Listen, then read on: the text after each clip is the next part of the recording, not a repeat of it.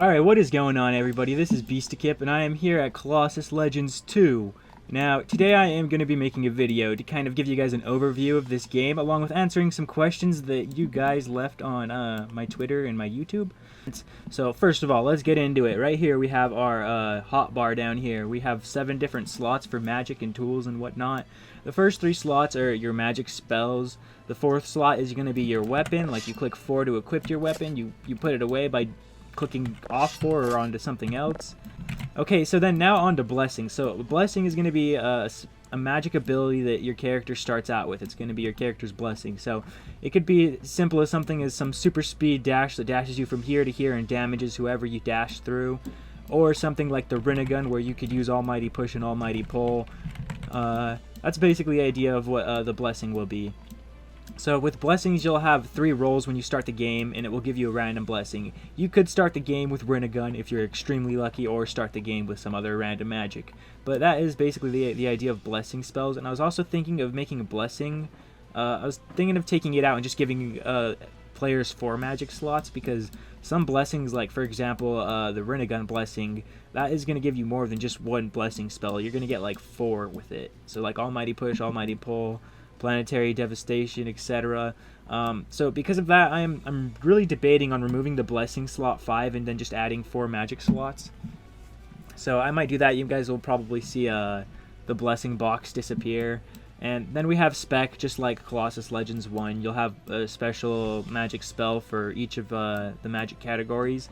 And then last we have Authorities. So Authorities are going to be very special spells that are going to be very rare to get. The way you're going to actually be able to get them is 2 different ways. The first way you'll be able to get it is if nobody in your server has an authority in open world, then the game will randomly spawn 1 enemy boss with an authority magic, and if you kill that boss, then you'll get their authority. So for example, my last YouTube video I made, it was about a Regulus boss battle, and Regulus is going to hold the Greed authority, and if you want it, you're going to have to be able to defeat Regulus in battle. So the thing with Regulus is, even in that video, he was nerfed and not as strong as he normally is. He should be around here. Yeah, he's over there. That's where Regulus is. But anyways, when you defeat Regulus, you'll get his authority, and basically all magic will do nothing to you if you have the Tool 7 equipped, and any melee attacks will do nothing to you, just kind of like how Regulus is in the anime. And you'll also be able to click and do his different swipe attack. Don't get too in depth with what his ability actually really is, because it's not really revealed until the web novel or later on in Season 3 of ReZero that hasn't aired yet. But anyways, the way to defeat Regulus is going to be somewhat like it is in the light novel of ReZero on the way they defeat Regulus. So, when the time comes, I'll make a video showing you guys how to defeat Regulus, but he's going to be technically immortal at the start unless you do a certain something to make him not immortal anymore. And as you guys can see, this swipe is pretty deadly. Just, whoom, there goes that guy. So yeah, that's going to be an example of how you can get an authority. Now, if a player joins the game and he already has an authority, like say he has Regulus' authority, then Regulus will not spawn in that server ever. The way you guys will actually get the authority that way is by actually killing the player with the authority, and then if you kill him, he'll lose his authority spell and you'll gain the authority spell. So those are the 2 ways you can get authority spells. You can lose them or you can gain them. So now that we've gone over that, let's get into the stats in Colossus Legends 2. So, magic and stats are going to be a lot different than what you saw in Colossus Legends 1. For example, we'll start off with magic. You're going to have 2 different types of magic you'll be able to use in the game. And so the way you'll actually be able to obtain magic abilities, like light magic, fire magic, water magic, etc., is by finding magic artifacts around the map. Now, this game is going to be taking place 400 to 500 years in the future past CL1. And there's going to be a little bit of lore behind why these magic artifacts are created, and they're going to relate to the players of CL1 and the Colossuses and just a whole lot of different stuff. We still got some more work with the lore, but that's the general idea of it. So you'll get your artifact here in your inventory, and you'll be able to use it on yourself. And when you use it, you'll be able to swap out your Magic 1 or Magic 2 with the magic in the artifact. So you could do that, or trade the artifact, or sell the artifact. Either way, that's how artifacts will work in this game. And when you get magic, you'll have about 5 different... What I'm aiming for is to get 5 magic spells for each magic category, and then just get a lot of magic categories added into the game. And then the same will apply right here. You'll be able to click and equip your blessings to your magic slots, and then your authority will just give you a brief description on the power of your authority and what it's able to do. So yeah, that is magic. Now let's get on to stats. So stats are completely different in CL2. Now you'll see some familiar stats like these, but the way you actually level up your stats is nowhere near what it was in Colossus Legends 1. So now in this game, you'll actually have to do the action required to gain experience to level up your stats. So for example, speed, when I dash, like using this light dash, I gain speed experience. So just from dashing around like this, I'm gaining speed experience, and after doing it enough, my speed will go up to level 7 right here. So sweet, now my speed is level 7, and every time you level up your speed skill, you'll get more stamina. So if you want more stamina, that's what you'll have to train your agility level / speed level. With mana, it will apply to your magic level, so the higher your magic level is, the more mana you'll have.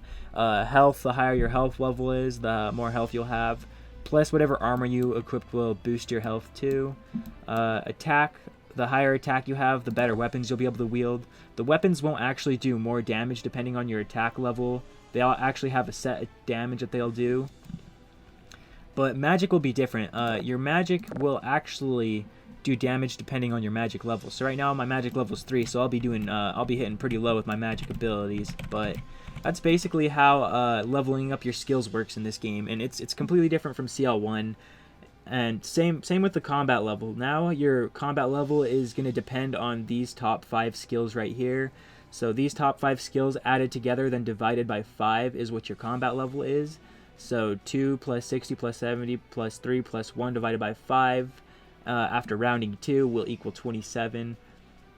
So that is how you get your combat level. And now with PvP, you'll be able to PvP players that are 10 levels below your combat level or 10 levels higher. So I'll be able to PvP with players that are level 17 to 37 as a level 27.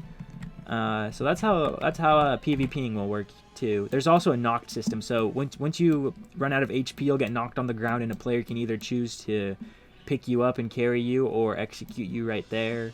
So that is how the PvP system is going to work. So as you guys can see, leveling up is completely different in CL2. I did this to make the game less linear because CL1, the leveling up system is pretty linear. You just join a game, spam, attack mobs with your swords or magic, and then you get experience towards your combat level. Then you go and spam your combat points to upgrade your skills. Yeah, this is completely different, and this is actually why I'm making this video, is because I want people to understand that this is going to be a lot different than CL1. So now we have other skills too in here, like mining, smithing, fishing, and alchemy. So I'll talk about these two in a future video, but right now I'll talk about mining and smithing. So with mining, you'll be able to go and equip pickaxes and be able to go mine ores, and then go and smith those ores into armor and weapons.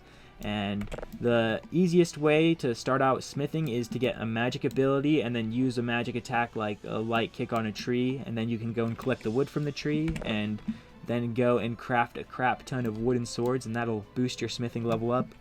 So that's how you can get started there.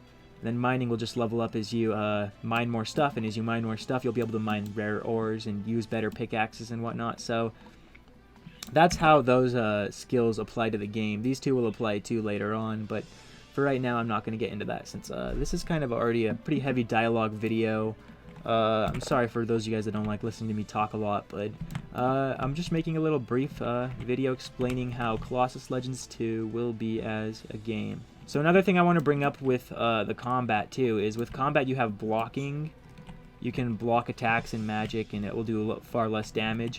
And if you have your tool 4 equipped, you can actually do counters like this. So blocking and counters will give you defense experience, and I'll show you guys an example of using a counter right now. So Regulus has a pretty OP ability. He just swipes his hand and creates a massive wave of just death.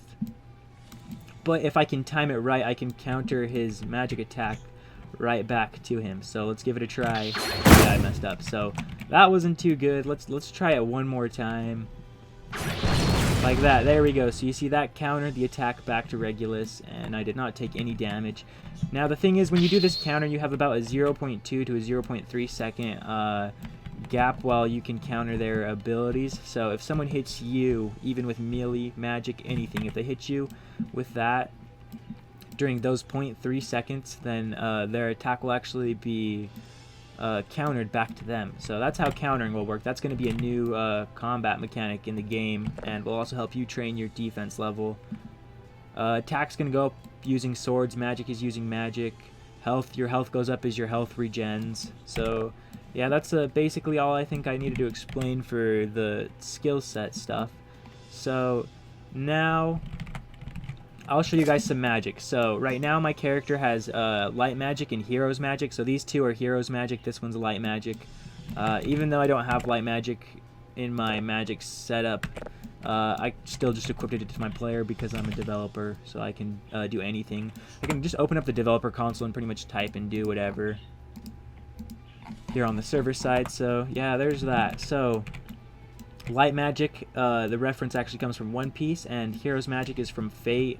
I'll show you guys an example of the light magic. So we can dash, stop in the air, create a magic blast in our foot, and then kick it, and it does a AoE damage to all of the players that are in the blast radius. So that's how that works. Then next up we have Chains of Heaven. This is one of Gilgamesh's attacks from Fate.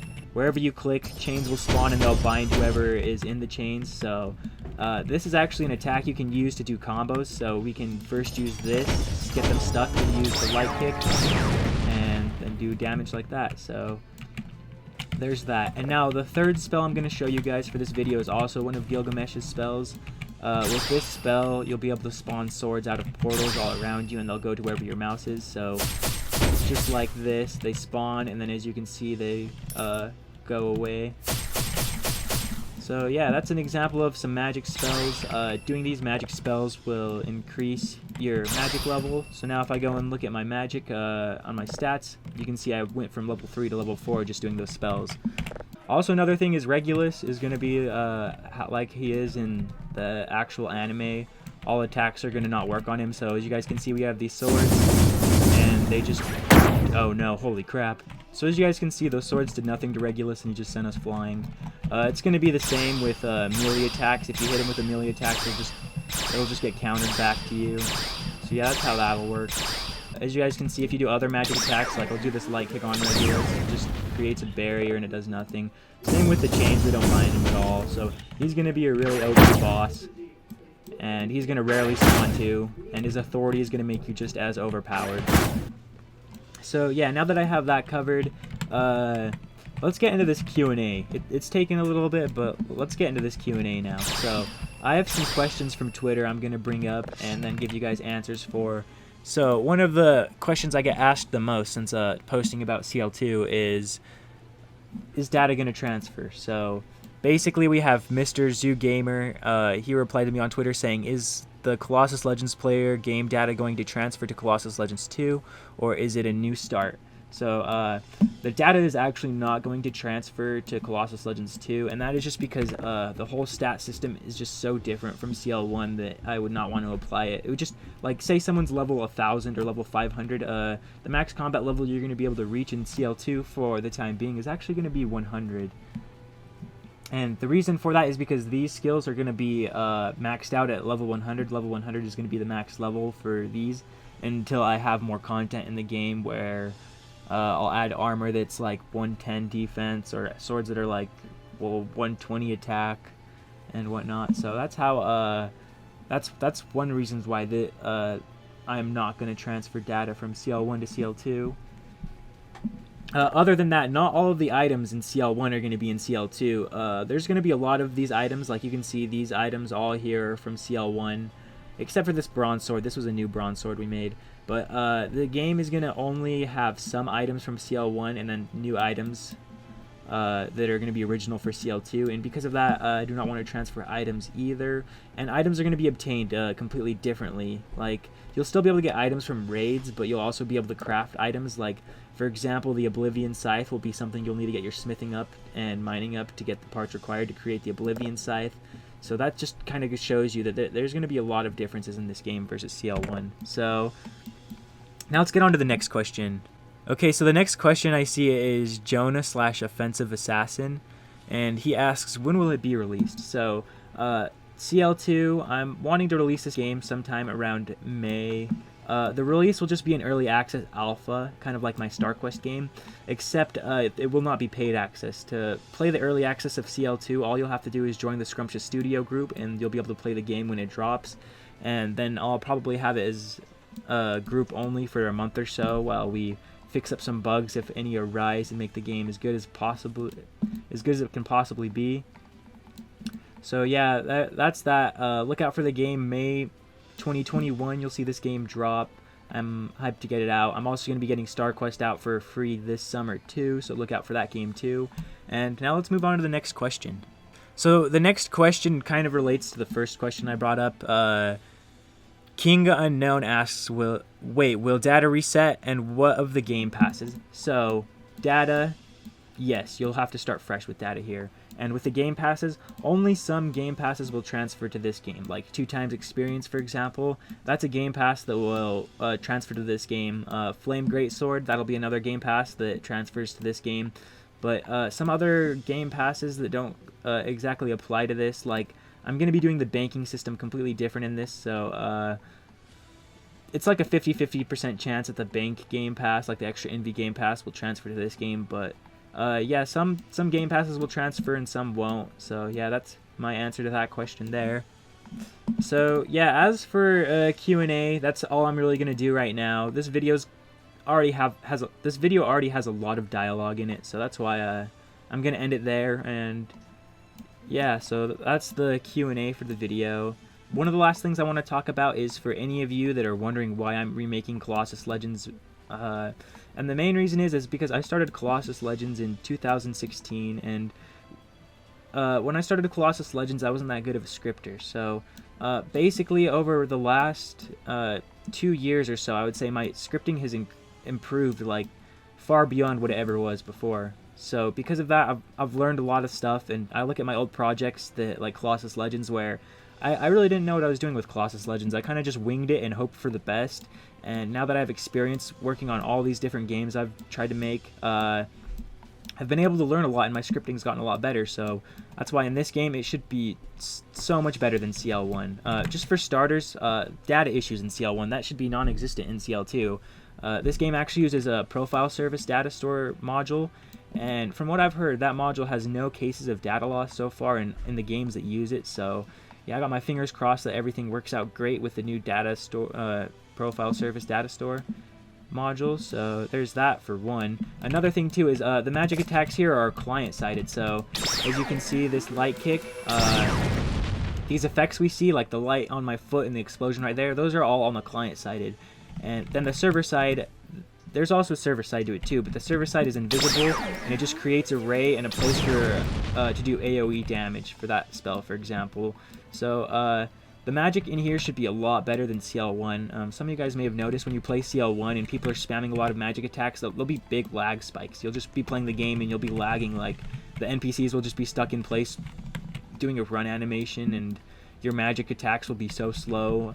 That's something that this whole new client-sided attacks will fix in my Colossus Legends 2, and this is something I learned creating StarQuest, actually. So if I never created StarQuest, I would have never figured this out. So that just kind of goes to show you that when you start new projects and try to code new things, you'll learn a lot of new stuff. So that's kind of why I like making new games and working on new stuff, is because I always learn new things.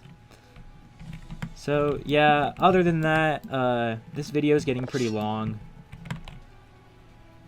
I think I'll probably end the video here. If you guys did enjoy the video, make sure to drop a like and subscribe. Drop a comment too to let me know what you guys think about the game so far.